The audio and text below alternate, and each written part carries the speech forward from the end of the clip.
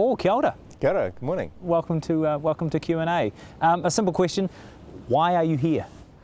First of all, actually, because I'm a New Zealander and we're a New Zealand firm. And so we kind of got our start, I think back in the 80s, New Zealand was world leaders in introducing private investment in infrastructure, world leaders in renewables. And then things kind of went quiet in New Zealand. We went off and took on the world.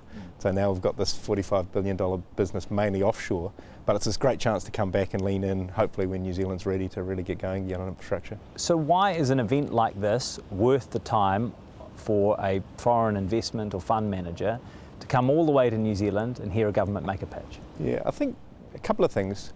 One, you want to know that you're welcome. Yeah, when you're foreign capital, or even when you're domestic capital, you want to know that actually the government and the people want you to be investing. So getting the welcome mat is really important. So a lot of our global institutional relationships came here because the Prime Minister sent them an invitation. And they said, actually, this means you're open for business. Secondly, it's really important for the globals to know the locals. So very few of them actually want to go it alone. They want to partner with iwi, with local people like us, local people like the New Zealand Super Fund or KiwiSaver funds. So getting those relationships going is super important. New Zealand is, I think, the 54th largest economy in the world. We have a relatively small population. We are geographically extremely isolated. We are vulnerable to seismic events, extreme weather. Why would a big money fund from overseas actually want to spend money here? Yeah, it's a real challenge, right? And actually we should keep thinking about those challenges because the world doesn't owe us a living. We're kind of irrelevant unless we make ourselves relevant. But you could also say, like, why would one of the world's biggest infrastructure investment firms have started in New Zealand? It's actually because New Zealand was pioneering, decided to go hard at something, and we're small enough that when we decide to do something well, we can really focus on it. The other thing is, right now in the world, actually, it's rarer than it should be to be a stable government with an opposition who's actually happy to keep a lot of the settings the same if they get into power, rule of law, strong institutions, and actually New Zealand's got a real advantage right now. So that's the stability message we've heard quite a lot at the summit already. You think that's actually kind of a distinguishing quality for New Zealand at this time? Yeah, I hate to say that about the world, but it is. Yeah, that's interesting. What would be the barriers for big firms wanting to invest in New Zealand at the moment? Biggest things are size of individual opportunities. Like, for people to show up, they want to know that there's a big opportunity. But more importantly, it's knowing that there is a long-term pipeline. No one's going to come and set up shop here to do one project. So they want to know that there are decades of opportunity, and when you look around yourself in Aotearoa, there are decades of opportunity to improve the infrastructure. Are there big short-term opportunities here? There will be. I think the government will talk about the big road to the north, which is probably a $10 billion project in 3 phases, 100 kilometres, so that's sizable. There'll be some smaller things I think they'll talk around justice, Defence Force perhaps. And then actually there's all kinds of things that you don't even realise are opportunities in New Zealand. So one thing we've been thinking about at Morrison, not yet really talking to the government about, is New Zealand native forests are actually some of the world's best technology to lock up carbon for 800 years. How do you create an investment opportunity around getting capital in to grow New Zealand native forests? Interesting. What would that maybe look like? Well, if you look, some of the biggest hyperscale tech companies, the Apples, etc., are currently buying projects all around the world to grow forests in Africa, Asia. We do some of this in Australia already. As offsets? As offsets. Yeah. And the great thing about New Zealand natives is they lock up carbon for a very, very long time. They're slow growing, but it could be like the world's highest integrity offset. You mentioned the Northern Expressway. So lay it out for us. How would a foreign firm or fund make money out of a project like that? Yeah, it's a really good question. First thing to say is we're not talking about toll roads. Toll roads are really hard to invest in anywhere, but particularly hard to invest in a long, skinny country with only 5 million people. Yeah. So we're not talking about charging people to use the road. What the government says is, we want you to design this, build this, and then maintain it for, say, 30 years, and then hand it back to us. And what that does is it forces us to think about optimising long-term costs. So you might spend more up front to know it'll be cheaper to maintain over the 30 years. And then the government says we'll pay you a fixed amount every year to make that road available, to make sure it's effective, that there's not dangerous corners on it, for example. Right. And then at the end of 30 years, that road returns to the government's possession, effectively, and responsibility. Exactly. Are there legislative barriers to foreign investment at the moment? You know what? New Zealand is not that bad. There are some things that can be done to improve process. We invest globally and actually with capital from all around the world. So everywhere we go, we have to go through this process. There are a lot of places that are much harder than New Zealand. I think the things in New Zealand are actually just about getting process right, knowing that people have certainty of how quickly they'll get a response. And actually it's absolutely fine for New Zealand to say there are some assets that are really special that we care about who owns them. Everyone in the world says that. I mean, so you're the CEO of Morrison, founded in New Zealand, but you have interests in countries and economies all around the world, offices all around the world. Are there markets or economies that you think New Zealand should be modelling itself on as it tries to attract foreign investment? One of the most obvious ones is Australia.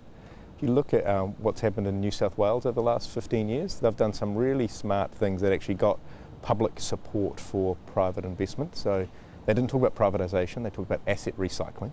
So they said, for example, in New South Wales, we own the poles and wires that bring power from the country to the city. Right. We own the land registry, so when you buy and sell your house or register a mortgage, we're the ones running that registry. Those are not things that the public really worries too much about who owns it, as long as they're getting a good service at an agreed price. When we paid for those things, the government took that money and they built stadiums, they built schools, they built new light rail, they built this amazing new metro. And so it wasn't, let's flog off the assets, it's what can we build if we take some capital out of the stuff we already own and put it into new things. That's interesting. And interesting you mentioned the kind of cultural or societal dynamics there. Do you think, with your intimate knowledge of New Zealand, do you think that there are potential barriers when it comes to the public's attitude towards foreign investment? Yeah, definitely. And some of that for good reason, right? New Zealand has had bad experiences. We've had, in the 80s, some people who were kind of fast money private equity. Not great outcomes for society always. And you look around New Zealand right now, you can see kind of unfinished projects, people have walked away from things. So it does care, people should care about who owns these things, but you shouldn't just say, well, all foreign money is bad.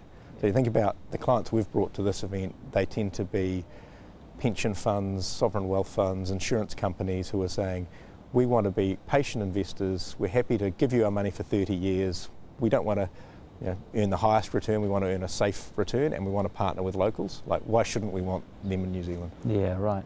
That's interesting. So you mentioned the kind of political stability or relative political stability in New Zealand, and there has been a lot of talk about bipartisanship and a bipartisan infrastructure pipeline over the next 3 decades. I mean, critics would note that this government came to office and then scrapped the largest infrastructure projects that were being pursued by the previous government. How can your clients here and the funds represented here have faith that that won't happen again? Yeah, it's a really, really important question, and I've been really encouraged by what we've heard from the Prime Minister, from Minister Willis, and actually the fact that Barbara's coming here from Labour to speak as well.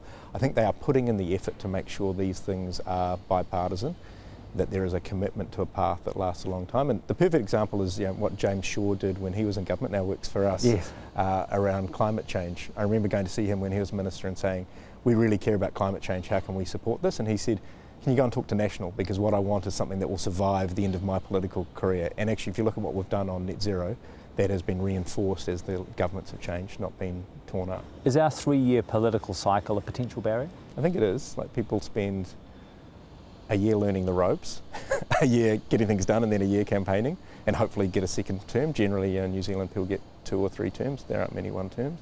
But I think 4 or 5 years would be better for the country.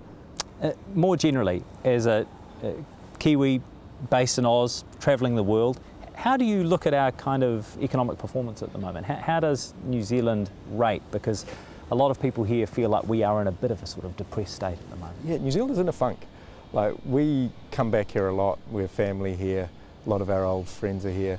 I think New Zealand has really done it tough. Now, one of these reasons is actually a good one, that I think our Reserve Bank was faster than everyone else in the world at trying to get on top of inflation, and that meant we had high interest rates. We're coming back out the other side of that, so I am quite optimistic that the next year could be quite exciting in New Zealand.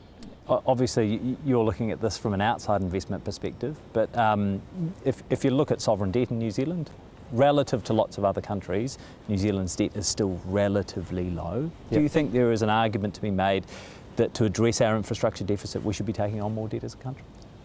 In the short term, our debt's quite low. The big worry for New Zealand is if we want to keep having the healthcare system we have, the pension system we have, things get really tight 5 or 10 years from now. So I think both governments of both sides have done generally the right things to try and manage debt down, and obviously it ballooned a bit during COVID, but I think it's getting under control.